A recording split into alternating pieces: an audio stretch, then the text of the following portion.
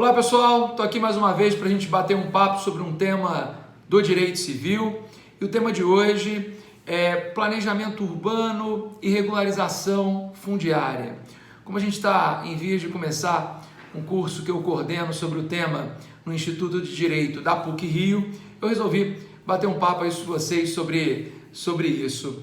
Vocês podem achar estranho, né, eu falar planejamento urbano e regularização fundiária como temas de direito civil. Seria até mais adequado a gente falar em temas de direito urbanístico, né? E o direito urbanístico é uma categoria autônoma do direito, claro, que passeia ali com elementos do direito administrativo, elementos do direito civil, elementos do direito tributário, muitas vezes. Eu quero puxar, claro, sardinha aí para minha brasa, né? Enfim, falar do direito civil, né? Dos aspectos desses dois temas, planejamento urbano e regularização fundiária, que puxam mais aqui para o direito civil, beleza? Então vejam, o planejamento urbano, ele ganha muita força com o artigo 182 da Constituição Federal, que determina que as políticas públicas urbanas devem ser desenvolvidas pelos municípios. E os municípios, especialmente aqueles que têm mais de 20 mil habitantes, têm um instrumento poderosíssimo para desenvolver e planejar a política pública urbana, que é o plano diretor. Se você pega os parágrafos do artigo 182, o plano diretor ele vai definir toda a estrutura da política pública desenvolvida por aquele município por um período de 10 anos.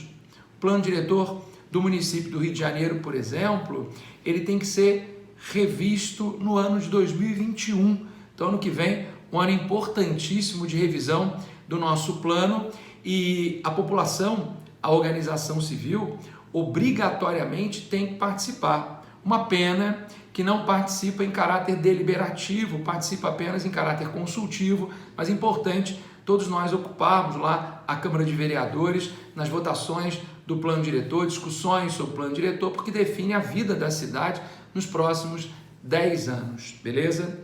E esse plano diretor, continuando lá no artigo 182 da Constituição Federal, o plano diretor, ele define, inclusive, quando a propriedade urbana cumpre ou não cumpre com a sua função social. Olha que interessante.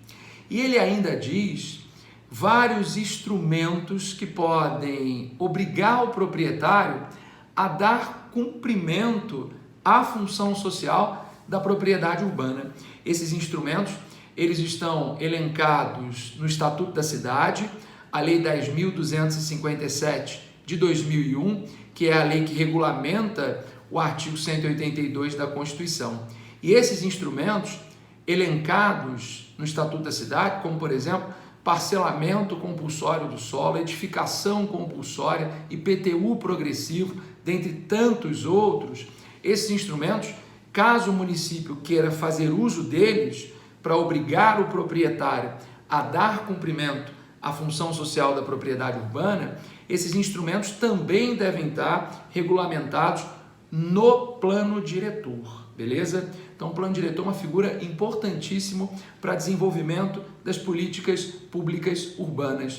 O parágrafo 4º do artigo 182 da Constituição, ele vai dizer como, e na verdade vai dizer basicamente que o plano diretor, ele pode definir o que é uma área urbana não utilizada, o que é uma área urbana vazia, o que é uma área urbana subutilizada, e a partir desses critérios que serão definidos com a realidade de cada município no plano diretor, é possível que o município exija que aquele proprietário de uma área urbana não utilizada, subutilizada, vazia, dê uma funcionalidade àquela determinada área. E os instrumentos para obrigar o proprietário a dar essa funcionalidade também vão estar disciplinados no plano diretor. Então, um instrumento interessantíssimo de política pública urbana, beleza? Bom, e o plano diretor também pode tratar do segundo tema do nosso papo, a regularização fundiária. esse conjunto de medidas jurídicas, sociais, ambientais, urbanísticas que visam formalizar assentamentos informais no âmbito do espaço urbano. E, além disso, titular os ocupantes para estabelecer uma formalização na relação desses ocupantes com o bem ocupado, que pode ser um bem público ou pode ser um bem particular. E nós temos, além desses conjuntos de medidas que é uma visão interdisciplinar e ampla, a gente pode puxar do direito ambiental, o direito urbanístico, a gente tem instrumentos que vão garantir essa parte final do que eu disse, do que eu entendo como regularização fundiária, que é a questão da titulação, que é você formalizar a relação do ser humano com o bem público ou particular ocupado. E esses instrumentos, eles podem regularizar tanto a partir de uma situação jurídica possessória, como a partir de uma situação jurídica proprietária. O que eu quero dizer é que a regularização, a titulação, vamos sempre colocar a titulação como um dos elementos da regularização fundiária. A regularização é algo muito mais amplo do que simplesmente titular, mas o que eu quero falar com vocês hoje é a titulação, um desses pilares da regularização e não o único. Esses instrumentos eles podem regularizar o ocupante no bem ocupado a partir de uma formalização da posse ou a partir de uma formalização da propriedade. Bom, o marco de regularização fundiária, até pouco tempo, era a Lei 11.977 de 2009, conhecida por ser a lei do programa Minha Casa Minha Vida, mas também uma lei que traz vários instrumentos de regularização fundiária.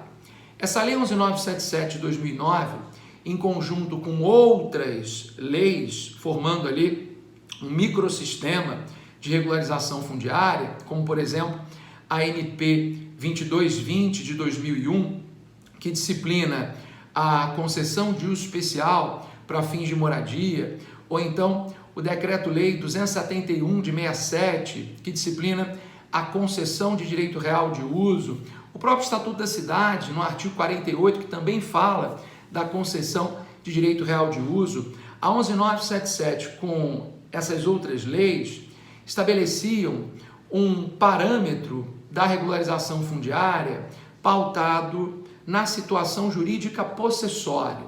Havia, por parte da legislação, um privilégio em regularizar através da posse, especialmente quando a ocupação era uma ocupação realizada em áreas públicas, beleza?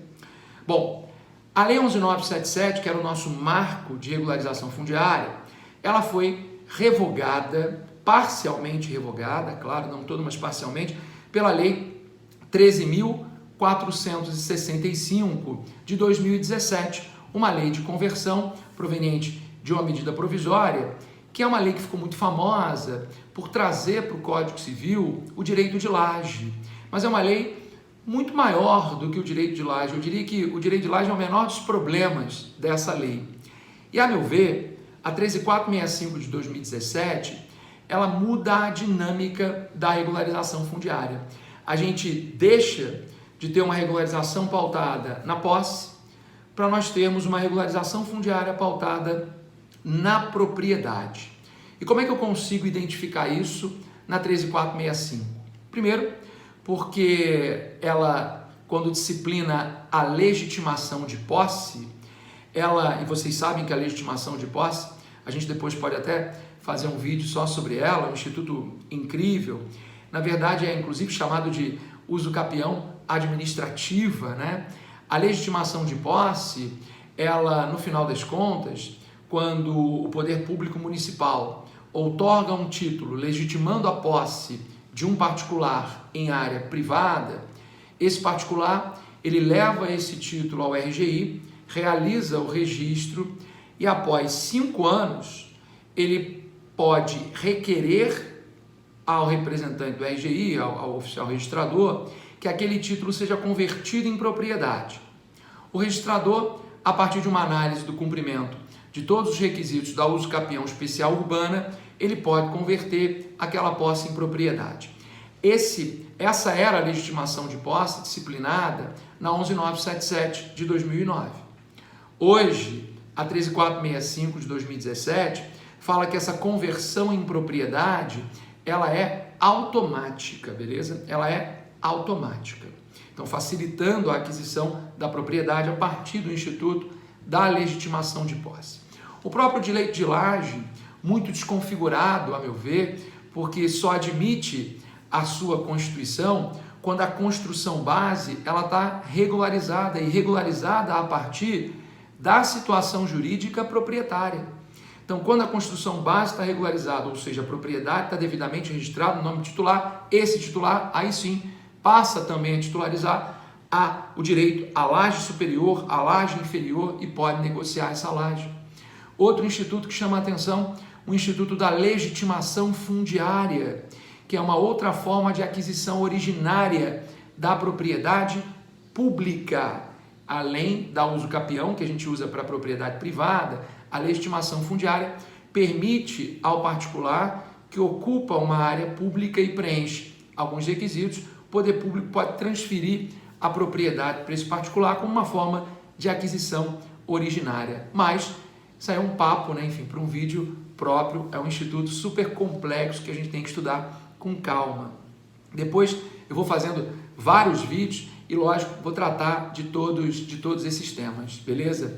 Mas só para explicar o que é a regularização e todos os instrumentos que a gente tem para fazer a regularização. Concessão de direito real de uso, concessão de uso especial para fins de moradia, legitimação de posse, legitimação fundiária, direito de laje, a própria uso capião, não deixa de ser um instrumento para fazer regularização fundiária. E lembrando que agora o novo marco de regularização é a Lei 13465 de 2017. Então, acho que quando a gente fala em planejamento urbano e regularização fundiária, no âmbito do planejamento, a gente tem que estudar todos os instrumentos de planejamento urbano que a lei nos oferece. O plano diretor é um deles e, a meu ver, o principal.